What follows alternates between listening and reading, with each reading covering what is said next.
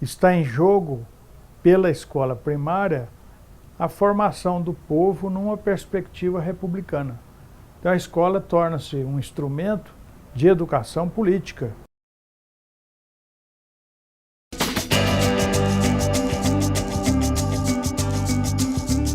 A partir de 1891, nós temos a primeira Constituição Republicana, por consequência, a organização da escola primária, que veio se fazendo de maneira diversificada através dos grupos escolares. Os grupos escolares foram escolas primárias consideradas as mais modernas. Características principais é o fato delas funcionarem em um prédio próprio, com várias salas de aula, com vários professores. Uma outra característica que era a classificação dos alunos pelo grau de adiantamento. Ela é uma escola pensada para atender a população urbana.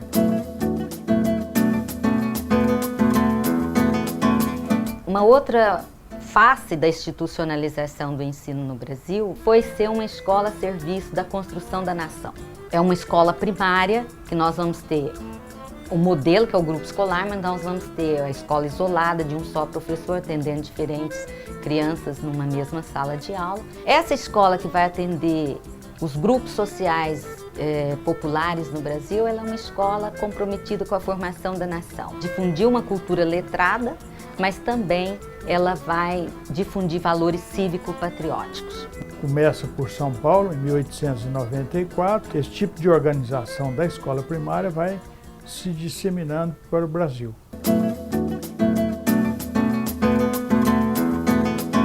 São Paulo teve um processo de desenvolvimento educacional muito peculiar. Tivemos a maior rede de escolas públicas desde a Primeira República, né? Por volta de 1940, nós já tínhamos quase 80% das crianças em idade escolar nas escolas urbanas. Mas na zona rural, 46% das crianças estavam fora da escola. E depois, nos anos 50, quando o Estado faz um esforço intensivo, massivo de expansão da rede pública de ensino, tanto primário quanto ginasial, se faz com base na precariedade, sem prédio próprio, com baixa formação de professores, com salários defasados. Houve uma época que escolas funcionavam em 4 turnos, escolas para criança, quando tinha 2 horas de aula só em cada turno, escolas funcionando em barracões adaptados, né, chamadas escolas de emergência. Então isso durou por volta de 1958 até os anos 80.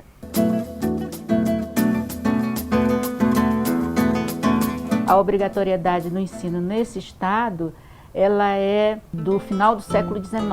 E depois a expansão desse tipo de escola, ela vai acompanhar progressivamente a do estado de São Paulo, substancialmente com os grupos escolares até 1930, né? Depois os grupos crescerão, mas não tão quantos crescem e expandem em número quantitativo as escolas isoladas ou casas de escola, e também as escolas rurais, que é uma outra modalidade importante de ensino primário rural. E nesse período a escolarização primária se expande, mas se expande na medida em que o Estado vai se interiorizando. Esse processo se dá na contramão do que vem acontecendo de modo geral no país inteiro, em função do crescente processo de urbanização por causa da industrialização. No Paraná é diferente. Há toda uma política de Estado, uma ação governamental no sentido de pensar a escola primária para o interior do Estado. A questão da dimensão territorial, ela influencia muito no desenvolvimento desta escola, desta institucionalização. Então, em Mato Grosso, nós teremos também alguns vazios em determinados pontos do estado. Diferentemente do estado de São Paulo, nós temos um número pequeno de grupos escolares. Nós temos um predomínio das escolas isoladas, no sentido das escolas rurais. É uma expansão que se dá no final dos anos de 1940. O que nós encontramos nessa escola ainda rural? A presença do professor leigo rural.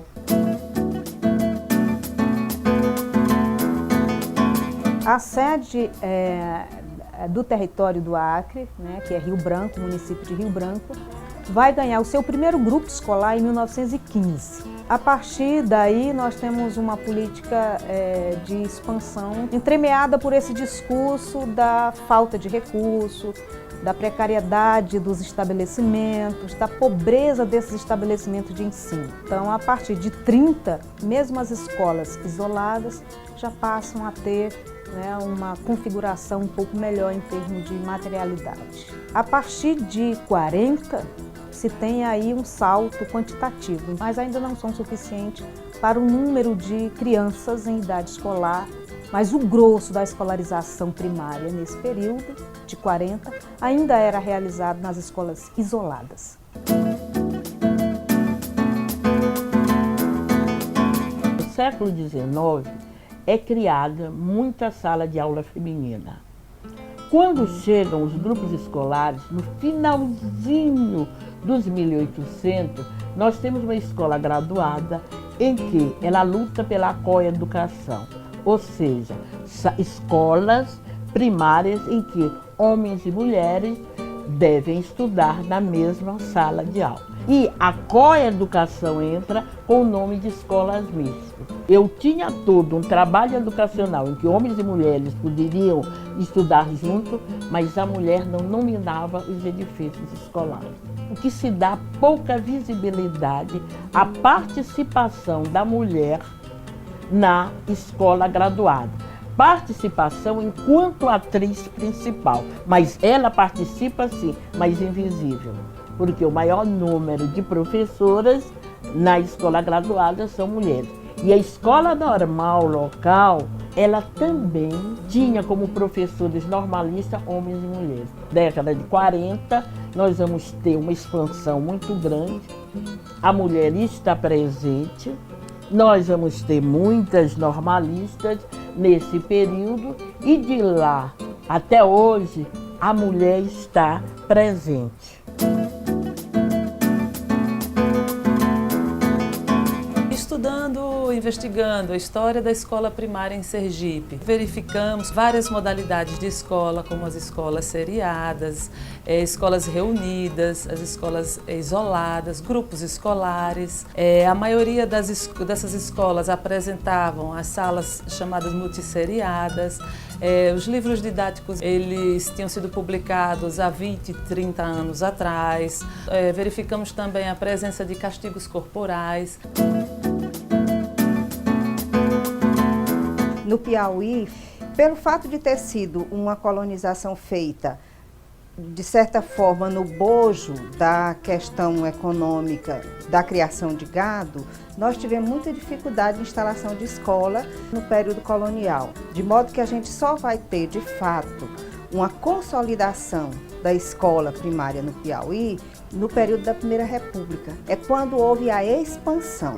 Havia muita mistura entre o formal e o informal na educação, né? Aulas sendo dadas nas casas de famílias, professores sendo contratados para atender um grupo de crianças de algumas famílias. Apesar de, pelo fato dessa colonização tardia, do fato também do Piauí ser durante muito tempo, do ponto de vista geográfico, não uma capitania independente, então essa escolarização foi tardia por conta de todos esses aspectos históricos geográficos. O Estado de Goiás encontrou muitas dificuldades para expandir uma rede de escolas primárias, né? É um esforço que se inicia ainda no século XIX e que vai ganhar fôlego no interior de programas federais de expansão econômica, né? Como, por exemplo, a Marcha para o Oeste, na década de 30 e 40, e, posteriormente, na década de 50, o Plano de Metas JK. A partir da década de 30, principalmente, que o Estado conseguiu ampliar essa rede de escolas. Porém, né, o tipo de escola que mais predominou ao longo desse período é a chamada escola isolada, né, tanto nas zonas urbanas quanto nas zonas rurais, com muito menor incidência de grupos escolares, uma forma de escola um pouco mais sofisticada, né.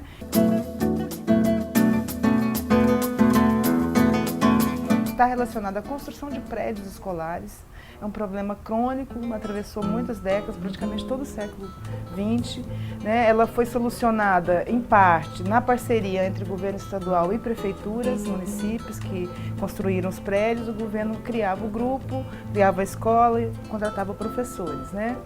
E a questão do isolamento, da distância e todo esse movimento de ampliação, de expansão escolar, ele vai se dar mais para o lado, na região sul do estado, mais próximas então de Minas, de São Paulo, do que na região norte do estado, a chamada região do Bico do Papagaio, que hoje é o estado do Tocantins. E a partir dessa vocação agrícola, ele vai buscar desenvolver um ruralismo pedagógico, né, que vai se concretizar, se configurar em clubes agrícolas escolares, assim, um grande movimento, né, e vai ser implantada, né, essa forma de organização estudantil, escolar, procurando ensinar tanto o valor técnicas de trabalho rural, quanto também nas cidades urbanas, nas escolas urbanas, já com o intuito de mostrar, de valorizar o trabalho do agricultor, o trabalho daquele que estava na roça para os habitantes da cidade. A escola rural é uma escola de menor qualidade, atendendo crianças em 2 a 3 anos de curso apenas, enquanto a escola da cidade é uma escola com currículo mais completo e com professores com formação e recebendo formação mais adequada. O que é uma escola rural? É uma escola rural agrícola ou uma escola rural de pesca. Elas são diferentes. No município desse poderia haver uma escola rural, né, de formação agrícola e uma casa de escola isolada onde se ministra um ensino elementar comum. A questão do rural, onde tem a grande fazenda tem pouca escola. Onde há pequenas propriedades rurais, há mais escolas. Né? Então, o fazendeiro é uma figura bastante nefasta para a expansão e para a democratização da escola no Brasil. Isso é histórico. Né? As escolas rurais, embora sejam ainda necessárias, elas não são tão expressivas. Agora, não há um projeto de Estado, de governo, que desenvolva a questão da escola rural. No início do século, na Primeira República, entre o Estado e os municípios, ficou algo como um jogo de empurra. Eu penso que com o movimento dos sem terras, há uma questão de se pensar também a educação no campo.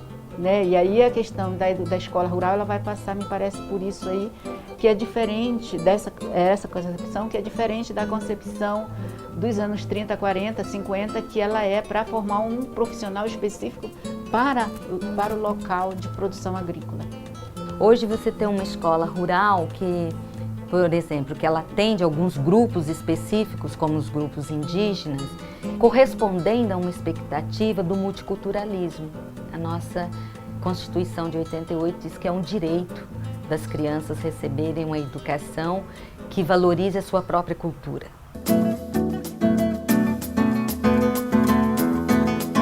Ao longo do século XX, há uma grande predominância de professores leigos.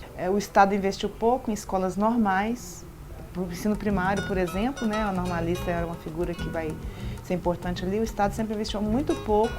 Ele meio que transferiu isso para a iniciativa privada, então a gente tem uma expansão de escolas confessionais, católicas principalmente, até 1950, 60, formando professoras e mães de família. E nas fases posteriores nós temos professores deslocados de área. Um professor de biologia dá aula de inglês, um professor de educação física dá aula de biologia. Né? Então você tem agora um projeto de interiorização de professores, já que tem que está deslocado de área ou que não tem título superior à distância, um curso à distância. E tem também um curso mantido pelo MEC que forma professores de modo geral, como também forma bacharéis.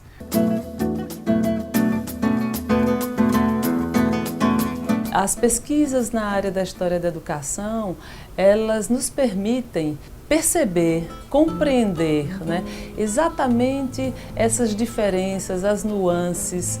Cada estado tem a sua peculiaridade e isso é preciso levar em consideração para pensar a educação, a escolarização básica hoje. e que isso pode contribuir para pensar em ações futuras que se invista a partir das necessidades locais. Em vez de você pensar de cima para baixo, né, ou seja, do estado para o município, por que não pensar de lá para cá em função das necessidades específicas? Nem sempre são tão fortes os esforços governamentais, mas há na população, de modo geral, uma valorização muito grande da educação. Então nós temos experiências assim fantásticas e cidades bem pequenas que só tem 2 escolas e que essa escola vai lá para cima nessa avaliação geral e comparativa do país. Eu penso que não dá para pensar linearmente, que ela foi melhor, que a de hoje é pior, né? Mas o que a de hoje tem e lá também existia e que é tão boa quanto a de hoje, né? Agora, uma questão me parece comum, que é a questão da necessidade de políticas mais condizentes com as necessidades locais, né?